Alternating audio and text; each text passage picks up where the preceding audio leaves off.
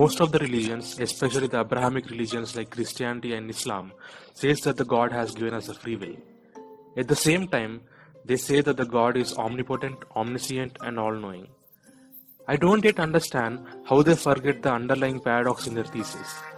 They say the God has the knowledge of all the times, the past, the present, and the future.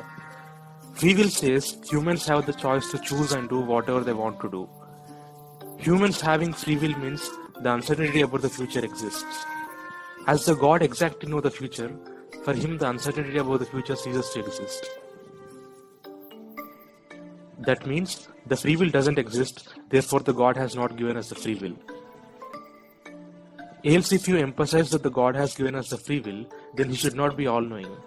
At least he should not have any clarity on the coming future. Now you might say that the God has an assumption on what happens in the future. Then, further assumption has made by the God, it can't go wrong. So again, we don't have a free will. The typical response of any religious guy for this would be, the comprehension of God is beyond anybody's logical reasoning. The hypocrisy is, if someone tries to give the logical reasoning for the existence of God, then their typical response doesn't apply there.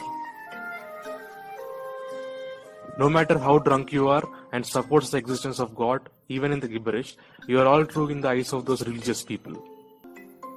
No matter how much ever wit you have, no matter how much research you have done, no matter how much ever extraordinary logical reasoning you give that supports the absence of God, you are all totally intoxicated to their eyes.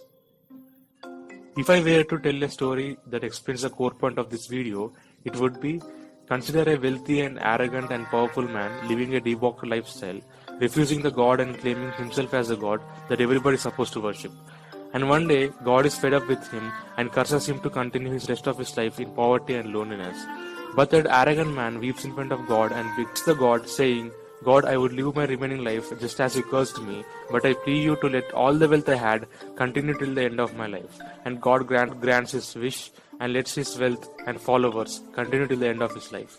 This story is as illogical and as insane as the powers and deeds of the God described by those religions.